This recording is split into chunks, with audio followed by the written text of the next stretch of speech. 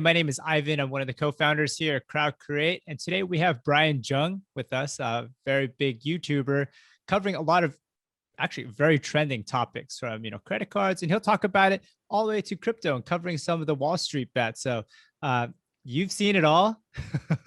Excited to see where we're going to go. But yeah, this is a get to know you and kind of seeing where the trends are going into the future. So yeah, Brian, how are you doing? How's I see you have some sunglasses on. I know you talked about what's going on, but just to get a little bit about you, introduce yourself and what's up. Yeah, Ivan, thanks for having me, man. I really appreciate it. So I usually don't be wearing sunglasses like this, especially on interviews, but less than a day ago, actually, yeah, I just had eye surgery for LASIK, and it's been good, man. The entire space has been super volatile in terms of like my line of work and the type of content I normally make. So as we talked about earlier, I started out initially in the credit card scene and in that market. And then over the past 2 years, I've really been transitioning over into different, I would say, sub niches under that whole finance umbrella on YouTube. So I started in credit cards, kind of, did pretty well in that market cap for the amount of people that watch that on a regular basis. And then moved over into stimulus content, which was amazing. That helped my channel to go number 14 trending in the US right next. So relevant Yeah, right now. it was a crazy time, man, during the pandemic. So we had that, and then we had the whole AMC GME short squeeze. So I was one of the first channels to live stream that. And yeah, we rode that as much as we could until Robinhood and the whole thing happened. But you had some good stuff. It wasn't just coverage. I know you even commenting on the interview with Vlad. Like, yeah, you were doing some pretty in-depth stuff. Yeah, for sure. So I actually, it was really interesting because I had a exclusive partnership with Robinhood, like beginning of the year in January. And they were supposed to be a good partner, and I really enjoyed their app and everything. And Vlad actually was trying to get on my show too on YouTube. So, there was a point in time where I believe my YouTube channel was one of the largest doing the live streams before like everyone started to hop on and like it became an actual trend. And during that time, I was just able to have different guests and people from all around the world were just tuning in. So it was crazy. But as you know, the stock market has been pretty volatile and to say the least. It hasn't been in the bull run that many new investors have been used to. So it looks like the trend has really been going towards crypto. And at the time of this recording, Dogecoin is going wild. So it's been a crazy ride, man, for sure. Awesome. So that I want to jump right in and, Dogecoin, there's a lot of reasons why. And there's also a lot of other tokens kind of following that same suit. And it's like, are we following hype? Are we following fundamentals? And I know Wall Street bets is kind of tipping point for many. It's like, hey, what are the real indicators? And what are you seeing? Like, I know you're watching these closely and you mentioned Doge, like all-time highs Doge by far. I think it went up 300% last night. Yeah. So Doge is actually a really interesting one. So let's start with this. When it comes to Doge, I don't recommend my subscribers at all to consider this a decent investment. I think it's a terrible investment, but at the same time, I am someone who's invested into Doge and I'm well aware of pretty much what's going on. So when it comes to Doge, you got to drop any type of fundamentals and even any type of technicals with this type of investment.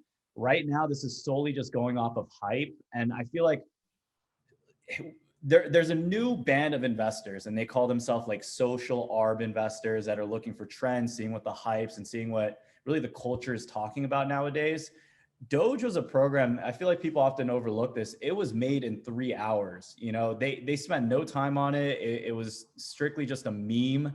And right now people still see it as a meme, but for all these new retail investors trying to get in, I feel like it's an easy opportunity because they hear from all their friends like, hey, dude, like Jimmy got like $100,000 from Doge, and it's just the FOMO right now. I think that's getting everyone. But if you look into the stats, there's actually, I believe it's like 60% of Doge is held by, I could be wrong about like the exact numbers on this, but I think it's like 20 individuals or some. There's a small group of people holding the mass majority of Doge. And what we've seen in the past with other pump and dumps, just classically within any other industry, is that people will end up joining the bandwagon when it is starting to pump up, but you're pretty much just paying the money into the pockets of the ones that have been holding this since it was in like the micro digits of like 0.0001. Yeah. So it's an interesting investment. I do have positions. I'm up 500%, but you know, it's not something I put a lot of money in, because to me, it's just, I really like to be confident about my investments. And with Doge, it was always like, I'll throw some money in just as that schmuck insurance in case it ever does go up. I can have a little bit of action on it. But I definitely don't recommend people to be throwing their life savings into this, man. No, it's so funny because the trajectory it's going on right now. I mean, you have to look way back and how long it took to get here. It's not an overnight success. Everyone's talking about it, but the real winners are the guys that have been in it for a very, very long time, like you're saying, in micro sense. That's crazy. So I do want to cover Doge a little bit more because from what I'm hearing, and I also held some positions in Doge, but it's, Elon, Elon power, and also Mark Cuban. It's funny because what it started out was like fun, 3 hours work into it, but it's really turning into something that's being used and actually like, probably getting more headlines than many other even more deserved crypto projects, right? Yeah, it's interesting, man. I think they're ranked. Last time I checked, it was like number 5 or something. Their market cap has gone through the roof since just the price fluctuation. And it's crazy, man. I kind of feel bad because there's people who spent their entire lives like building up these teams and investing so much into other like coin projects. And you just see Doge just like flying past them. And they're like, yo, what's going on, man? But Ivan, actually, what do you think about Doge, man? What's your thoughts on it? I've been in crypto for a very long time, 2017, and we actually helped Bizant, one of the fastest token raises. And I've come to realize that there's fundamentals and then there's hype. Like the ideal projects, it's got, a good measure of both because they're smart guys, they're also marketers. But then there are some projects that just that hype power is on another level. Yeah. And I'm just saying that, like, yeah, kind of like what you're saying. There's a new type of investor coming in, and a lot of these are actually people that kind of got into Bitcoin earlier, so they have cash, they have crypto to move around, and they're just following these low micro cent, cryptos. So, like, if you look on Coin Market Cap today, Doge is the number 1 most viewed cryptocurrency for the past 30 days, but like XRP is on there, SafeMoon is on there. I don't know if you're watching these guys, but like, yeah, these like hype coins, they're getting their time of glory right now, but that's not going to last. That's just be careful. Do you think it's better to hold out then, knowing all that information? Like, or do you think, if it's getting that much attention, that this is another opportunity and it's not too late to join? I mean, I'm not going to give like financial advice, but in my opinion, Doge has already gotten, it's already super high. Like the returns that you're going to get from getting in now aren't going to be as high as if you got in, you said 500% returns. Like those probably aren't going to happen again. But, and then what I see is that these Doge, like you made that 500%, you may not do it, but the other guy that just made, I don't know, $1 million in Doge, he's going to move it into the next hype coin. And I read so many Reddit threads where there's jumping from Hogue, they're going to Doge, they're going to SafeMoon, and it's like a whole nother investor that doesn't look at fundamentals, doesn't look at, traditional project developers. They just look at the hype. Yep. All facts right there. It's funny because it's kind of playing out right in front of our eyes, like literally, like it's just happening right now. Yeah. Like I'm friends with the ones that are doing that. They're the ones that have millions of dollars and they're just cycling it through. So I kind of just see both sides, man. I don't join in on that because I'm here just focused on making the content and at least trying to provide value so people don't end up in that situation. But we're to a point where you almost can't help these people. And it's just crazy because right now, like for the past, I would say week or week and a half, I've been getting 100,000 crypto views on my channel every day. It's like the most I've seen. Yeah, so my real time is just absolutely crazy. The amount of scammers, there are like 5 new Instagram accounts that are just impersonating me now because they see that Oh I'm my like God. climbing up in this sector. And I see so many DMs and messages now and emails from not only companies like trying to get me to shill their projects, but even just newer investors that are like, dude, they'll say some very like, it blows my, like I recently had a guy who was just like, yo, Brian, I invested $400 into crypto and I saw it go down to three like 80. So I sold, but my crypto is not going up anymore. And he's like, what am I supposed to do now? I'm like, is this what, like the whole point of this, Ivan, I'm gonna say, we're in a dangerous time because there are some very new investors who don't know what they're doing, who are getting into it. And I just hate the fact that it's going to be those people who are like, they're anxious to get in because they don't want to miss out, but they don't know enough to make the proper decision. And they're going to be the ones holding the bag. It's going to be the people who don't have the money to afford these losses. Yeah, you're so right. And it's kind of like the people that got into crypto by, getting a loan on their car, and then now crypto tanked. And it's like, what's up now? It's like they're so far into the FOMO. But I think that's really what the role like you have, like you as a content creator, and you're really creating educational content around. I've been speaking to a lot of other crypto influencers, and a lot of them are telling me, hey, they're actually creating content going back to the basics. Like, what is blockchain? They're like, so many people are investing into it, but they don't even know what it is to begin with. So I'm starting to see this like turn where people are saying, hey, let's talk about what you just invested in. And it's interesting, right? It's interesting to see it play out.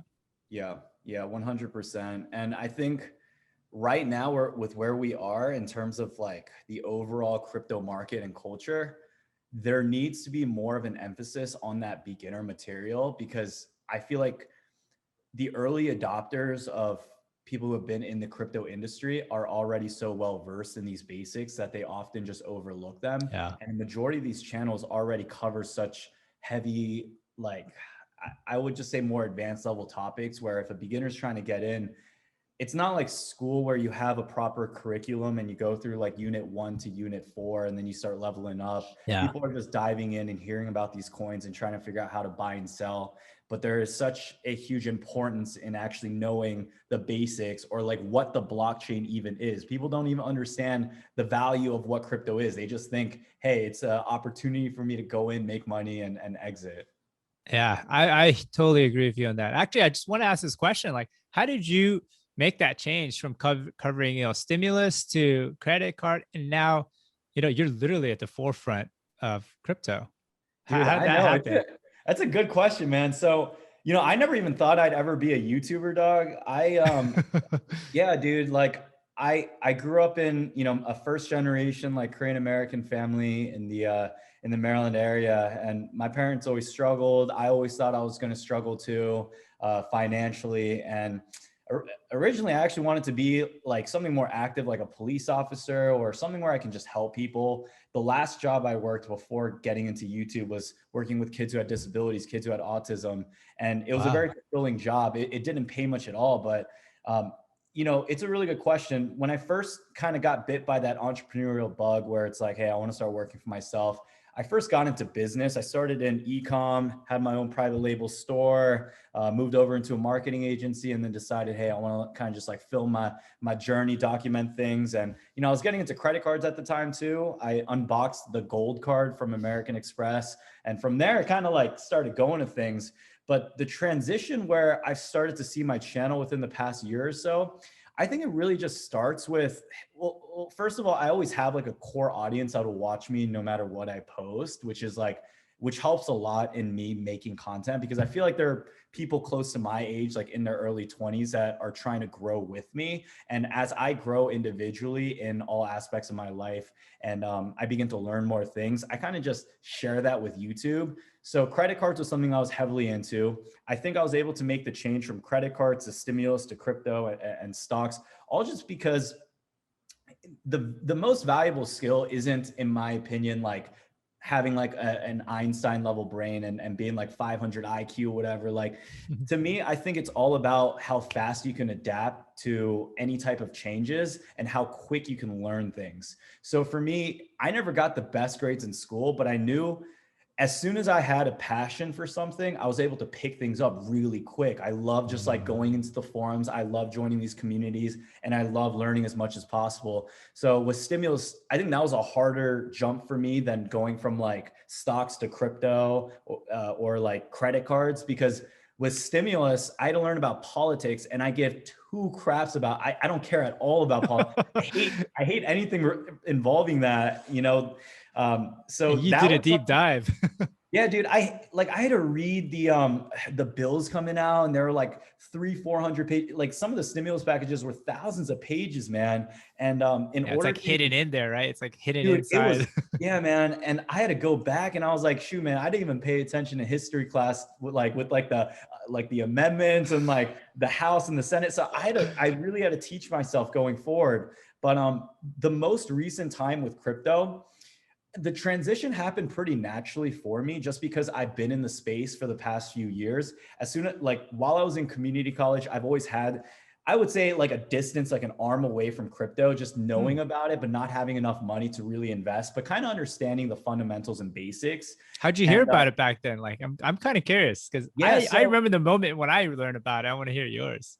yeah, so I was actually working with the kids, you know, the kids who have autism and Yeah. going to that job on a daily basis. And it was really the same time I was learning about stocks and how that was working. So I remember just going into the app store and like looking up crypto, and crypto.com was like one of the companies that Oh, first came wow. up. Yeah. And I remember downloading it, looking at some of the coins. I didn't do any type of research, but I remember like seeing the top gainers, and I was like, okay, let me just buy like a couple $100 worth of coins. From there, I bought things like VeChain, Yeah. a couple other, dude, my VeChain's up 5,000% since I first got in a few years back. So it was only a couple $100, but it was like $500 worth of VeChain from a few years ago. That's worth $5,000 now. And it was really like, no one ever really told me like, Brian, this is the way you got to go. It was just kind of like, I wanted to find different ways of making money. I heard crypto was a thing. Back in community college, I was still a young buck who had no idea about finance. I had no YouTube channel.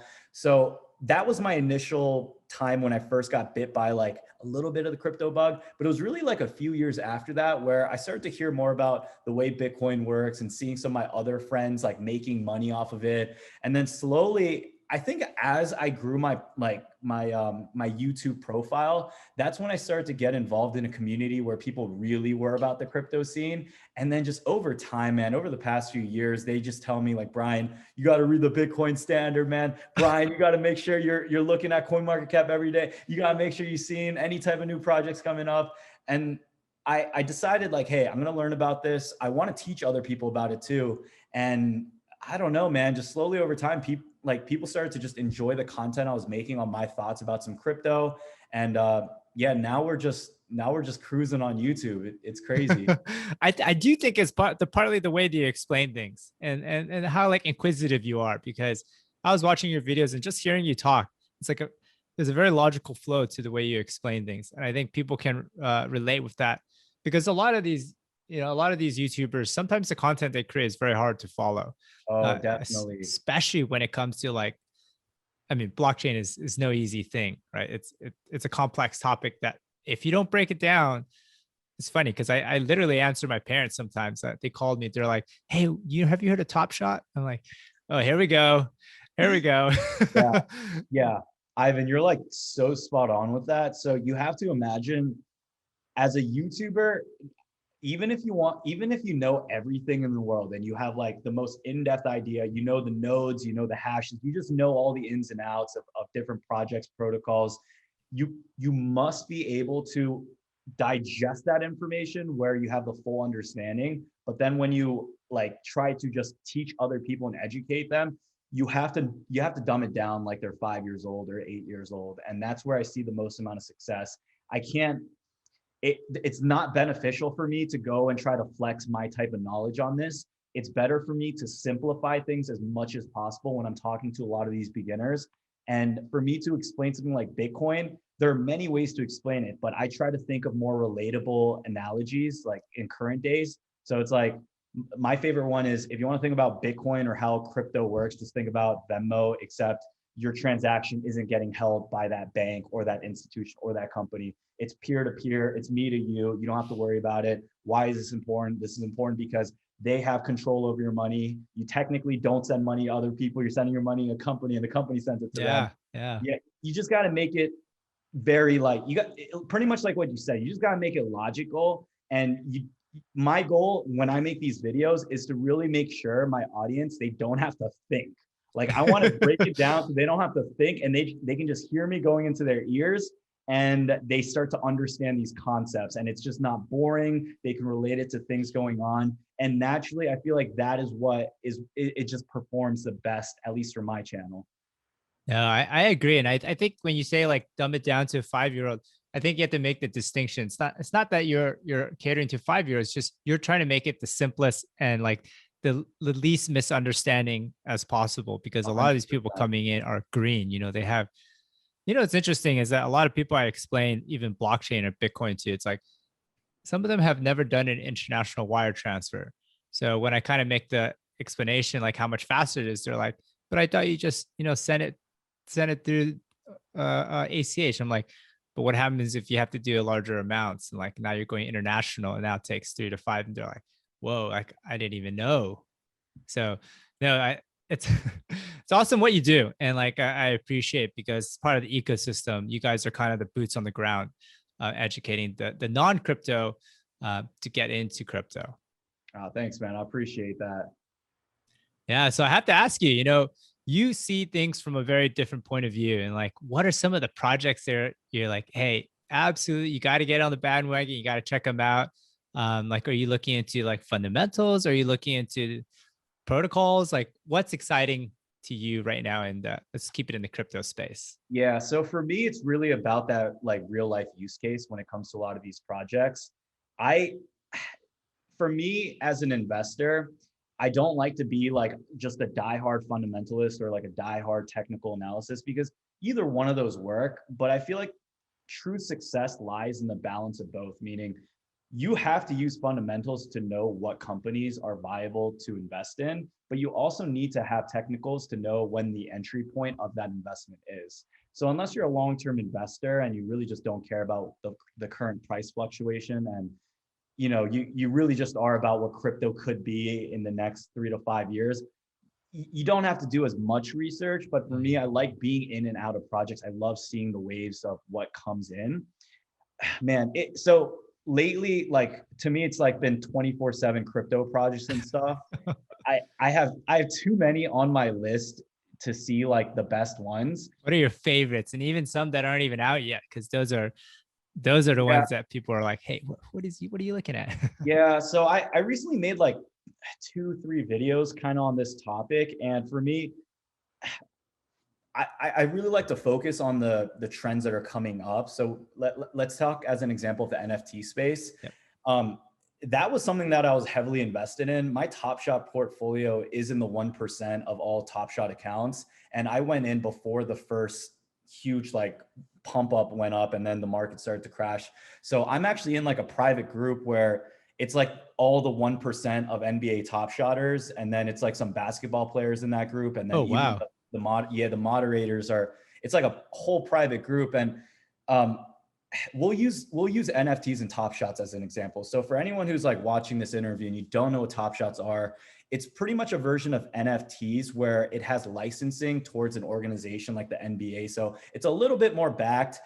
They have backing from a company called Flow or Dapper, and that's pretty much what manages the payment system and organizes just the platform and everything going on with it. I really thought the NFT space was going to lift off before the hype train started to die back down. And I didn't really focus too much on individual prizes, but I was lucky enough to get invited to the first Banksy burning too. So one of my friends hit me up and he was like, yo, I hear you're like into NFTs. And I was like, yeah. So I live in Maryland. I took a drive with one of my best friends to New York, and they had a verified Banksy And on live stream, they burned it, and they bought it for, I think, 95 or 100 G's, and they burned it, and then they turned it into the digital NFT. version. And the digital version, it was either 400 or 700 grand that it sold for. So they made a profit off of that. And it was kind of a symbol to the world, showing that we're moving over into the digital age. Now, Banksy, the artist, had nothing to do with it. It was just like a group of individuals seeing the hype go up. And it was crazy to see that type of just I would say like a symbolic moment in history. Yeah. Like a lot of the crypto blogs are picking it up. A lot of the news articles are picking it up. And I think after a week of that, that's when the market started to go back down. And we're seeing a little bit of a recovery now, but it's definitely not near that first pump that we had. So in terms of your original question, because I know I kind of just rolled on into a little bit of a ball, the projects that I'm looking at right now are definitely one in the NFT space and category. We've seen this happen before in the past with crypto itself, right? We've seen, the hype come up, the bull run, and then there's always a winter. There's always just like a reset. It's calm for a bit. Mm-hmm. And it's not even just me in this group, but a lot of the people who were in things like NBA Top Shot, as an example, since the beginning. I don't know anyone who's selling or even considering, because they all see just the next pump coming up. And for me personally, I want to be prepared for when that happens. NFT is one sector that you can invest in if you want to diversify your risk. They actually recently created an NFT index portfolio. So it's called NFTP. So it's like a wide range, like 4 or 5, or maybe even more than that. There's a wide range of NFTs. And if you want to diversify the risk and you just actually like the general idea of NFTs, you can invest into an index fund that was recently created. But that's there for me. I think right now we're still pretty significantly in the early stages. I was actually editing and scripting a video coming up on like my top 4 picks for crypto. Oh, wow. One of the projects I was doing a lot of research on was VeChain, just taking a look at their fundamentals and seeing what they're doing. That's why I mentioned a little bit. It's kind of just all still fresh in my brain with them.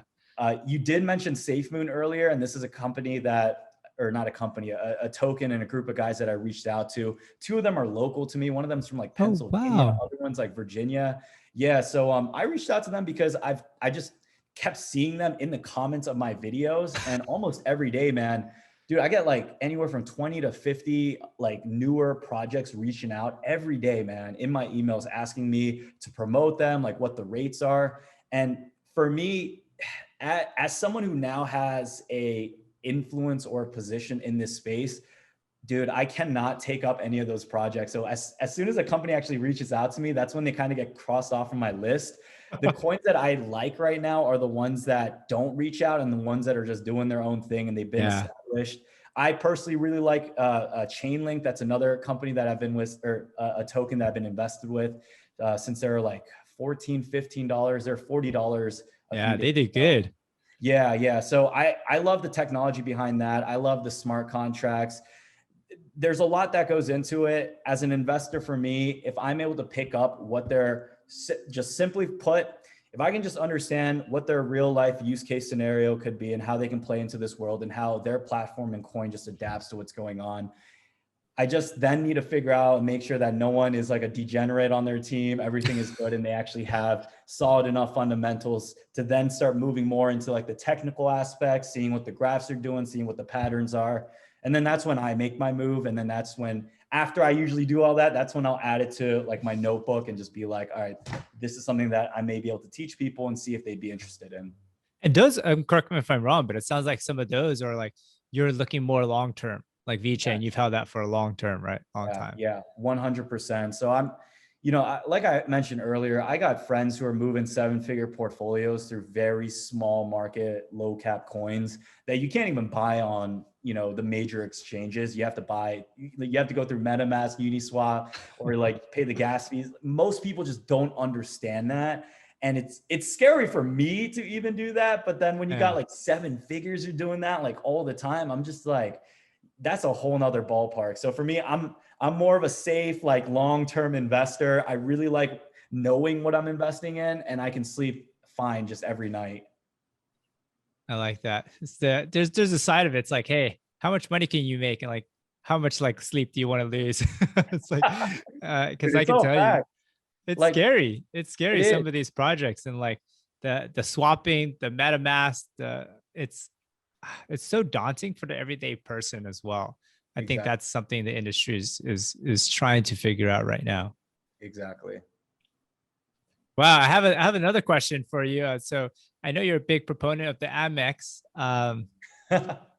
Yeah, so recently they've been changing their policy on the guests. I've been watching that. Have you seen that? Yeah, man. They recently made the update to the Centurion Lounge, and Yep. some people aren't happy about that. I can see why. I'm not too like upset about it. The issue that before like COVID happened, and the issue that we were seeing is that these lounges were just getting so packed, and pretty much anyone with one of these cards, if they were able to bring just a number of guests, it did take up a lot of space. So I think they just want to keep that luxury. They want to keep that luxury just vibe of whatever they're associated with. And I've been actually looking forward to a new card that Amex is supposed to come out with. Oh. Yeah, all of it kind of got stopped, man. So we have, if we were just talking about like the three most popular, we have the gold, the platinum, and then the black card. There's supposed to be a card in between the black card and the platinum card. Uh-huh. And yeah, it's for the people who won't be invited to the black card, but a step higher than the platinum. It was called the Palladium, I believe, but they completely put everything on pause since everything happened with the whole pandemic. Yeah, I know, because that Centurion Lounge, because I travel a lot to China and Asia, and like I had so much trouble finding a seat in the Centurion Lounge. Like Yeah, you go through so much trouble to get access to it, but when you're there, there's just not enough seats, yeah. and that's I'm pretty sure they saw the writing on the wall, right? Exactly. Yeah. I mean, that's my guess. I don't know why else. I don't think it's the additional revenue that they're trying to make on that No. side. That is not yet. American Express doesn't make their money that way. For me, I invest in American Express as a company, not only because I just like them and I use them, but ever since the pandemic, I feel like it's just an easy, slow growing, you get paid dividends. And when you do invest, you get invited to like those sharehold virtual meetings, and it's just so interesting to hear what they talk about. Because if you want to get an idea of where you put your money into and what the whole direction of the world is going in terms of like the pandemic and like travel and entertainment, T&E is the biggest space, and the banks have much more of a better idea with like they're very smart. They know what's going on. They've been burned so many times before in the past, and they're not going to let that happen again. So I just sit through these interviews, and that's where I get like a lot of my golden nuggets from. And yeah, man, American Express, I don't think that's how they're trying to make their money. They make their money from interchange fees and the business that happens. And I love their company. It's amazing. And yeah, the Centurion Lounge, some people think it's an L. I don't mind it at all. I don't mind it personally. So interesting hearing from you, because this is like a trend that I'm seeing across like content creators. Like you watch a 20-minute video, but you're pulling from their wealth of knowledge and research, and like you attending these events. And like, for example, like I'm regularly listening to like Pantera. Pantera is a big fund out here, and like they do these calls and they do these dinners. But like when I'm listening to you speak, like you come with all of that research and like learning, and you just put into a 30-minute episode that's easy to understand, but it didn't take you 30 minutes to make it. Yeah, Ivan, I'm so glad you say that, man. I feel like there's not enough credit in this space. Dude, the research you got to do on the back end is like that is probably the most amount of energy spent. The recording, to me, I've narrowed it down to a process where getting that information out is easy, but man, you really got to do the research on the back end. And then people just don't care. So they don't have the time to sit there for 4 hours, like understanding the ins and outs. You gotta absorb everything like a sponge, and then you just gotta give it to a person and give them like the highlights, the key points, a summary, and make it easy to understand without just bloating them with unneeded information. Yeah, you got to keep that viewership rate up. You don't want them to drop off. But Definitely, man. You already hip. It's the view duration. As soon as that starts going down, like YouTube doesn't like you anymore, your videos don't get pushed out. So it's really just as a YouTuber, you got to worry about a lot of things. You got to worry about production, the edits, the quality of the video, the nature of the video, the topic of the video, the keywords, the description, all these things. But then the thing that really sticks on my mind when I'm recording is are they still paying attention to what I'm saying? Is what I'm saying still captivating and related to the reason why they click? So you just got to have, the gears rolling when you're doing something like this. I love it, Brian. I want to wrap things up. I don't want to take up too much of your time, but great chat. Like we learned a lot about, your due diligence, what goes on behind the scene, and really like, hey, why are you in the crypto space, and sharing us some of the projects you're watching. So thank you so much, Brian, for your time. It was great to chat with you.